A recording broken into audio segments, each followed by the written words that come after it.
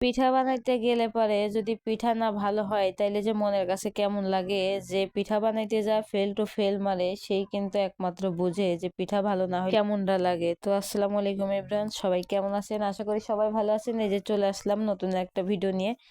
আশা করি সবাই ভিডিওটা দেখবেন। এই তো চিতই পিঠা বানাবো, খুবই খাইতে মন চাইছে গরম গরম পিঠা। তো এই যে চালগুলো 1 ঘন্টা ভিজাই রাখছিলাম, এরপরে সুন্দর করে ধুয়ে পানি ঝরা দিয়ে দিছি।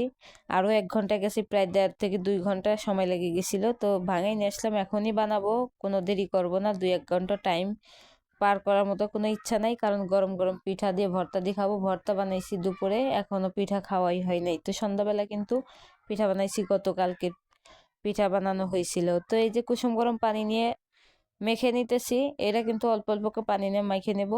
এখানে লবণ দিয়ে দিছি, আর চালের গুঁড়িটা কিন্তু অবশ্যই চাইলে নিতে হবে। যদি না চাইলে নেই তাইলে কিন্তু কোনো পিঠাই একদম ভালো হয় না। তো ওই ক্ষেত্রে দেখা যায় চালের গুঁড়ার মধ্যে অনেক সুজি সুজি থেকে যায়, আর ভাঙানোর সময় একটু ভালো করে ভাঙাইতে হয়, মানে বলতে হয় যে একটু ভালো করে ভাঙাই দিবে। আর যদি আলা চাল হয় তাহলে কিন্তু 1 ঘন্টা চাল পানির মধ্যে ডুবাই ভিজাই রাখলে ভালো হয়। তো আমি এই যে পানি ঝরা দিয়ে দিয়েছিলাম নেটের মধ্যে, সুন্দর পানি ঝরে গেছে। পানি থাকলে আবার ভাঙানো ভালো হয় না। তো যাই হোক, এই যে এখানে কুসুম গরম পানি নিয়ে নিছি, এটা অল্প অল্প করে দিতেছি। আর যত ভালো মাখানো হবে, কোনো দানা যেন না থাকে, ওইভাবে মাখাইতে পারলে কিন্তু কোনো সমস্যা হয় না। আর পানির পরিমাণটা বুঝে শুনে দিতে হয়, কুসুম গরম পানি না দিলে কিন্তু পিঠাটা একদমই ভালো হয় না। তো এই যে আমি আমার মতো করে বানাইতেছি, যেভাবে আমি বানাই ওইটাই কিন্তু আপনাদের দেখাইতেছি। আমি কিন্তু কারো ফলো করি নাই, বা আমি যে পারফেক্ট পিঠা বানানোই তাও কিন্তু না, আমি যে ভালো পিঠা বানাইতে পারি এরকমও না। আমি যেভাবে বানাইতে পারি, যতটুকু মনে হয় যে না হইছে কোনোভাবে, ওইভাবেই আর কি দেখাইতেছি।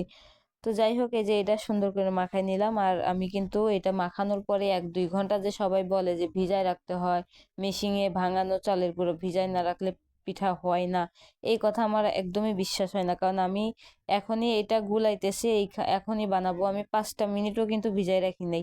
তো এই যে প্রথম পিঠাটাই কিন্তু দিয়ে দিলাম খোলার মধ্যে। আর এই তাওয়াটা কিন্তু বেশিক্ষণও গরম করি নাই, হয়তোবা 20 মিনিটের মতো আঁচ আঁচ কমাই রেখে চুলার উপরে বসাই রাখছিলাম। তো যাই হোক, ওই অবস্থায় দিয়ে দিছি। পিঠা কত সুন্দর হয়েছে দেখলেন, এই যে প্রথম পিঠাটা একদম পারফেক্ট ভাবে ফুলছে, খুব ভালো লাগতেছে। পিঠা কিন্তু ভালো হইলেই ভালোই লাগে। তো আগে পিঠা বানাইতে পারতাম না, খুবই মন চাইতো পিঠা বানাইতে। আমার আবার একটু সন্ধ্যাবেলা গরম গরম পিঠা খেতে খুবই ভালো লাগে, কিন্তু ঠান্ডা বাসি পিঠা আমি শক্ত হয়ে যায়, ওটা কিন্তু একদমই খাইতে পারি না। তো একের পর এক বানাই নিতেছিলাম, এখনো কিন্তু খাইতে বসি নাই, কইতেছি কয়েকটা একবারে বানাইয়ে পরে খাইতে বসি। আর আপনাদের ভাইয়ার জন্য রেখে দিছি গুড়ি গোলানো, আরো একটু গোলাই নিছি, অল্প একটু গোলাইতেছিলাম, যদি পিঠা ভালো না হয় তাইলে আবার অন্যভাবে একটু করব। তো যেহেতু হয়ে গেছে, তো আর বেশি কই না। এদিকে আমার আম্মা সম্পূর্ণ গুড়ি কিন্তু চাইলে নিছে, আমি কিন্তু অল্প একটু শুধু নিছিলাম, নিজে তাড়াহুড়া করে পিঠা বানাবো দেখে। আর পিঠার কথা শুনলে তো ব্যস্ত হয়ে যায়, তাই আর কি তাড়াহুড়া করে ওকে দিছি, এটা করো আমি পিঠা বানাই। তো একসাথে খাইতে বসছি সবাই। এখানে ভর্তা নিয়ে নিচ্ছি, যে 5 রকমের ভর্তা বানাইছিলাম। এখানে তিল ভর্তা আছে, তারপরে আছে ধনেপাতা ভর্তা, কালো জিরা ভর্তা, চিংড়ি মাছ, আর আছে কাকসি শুটকি ভর্তা। এই ভর্তাগুলো দিয়ে কিন্তু পিঠা খাইছি, সবাই খুব খুশি। তো আজকে ভিডিওটা কেমন লাগলো অবশ্যই সবাই কমেন্ট করে জানাবেন। যদি ভিডিওটা ভালো লাগে লাইক কমেন্ট করতে ভুলবেন না।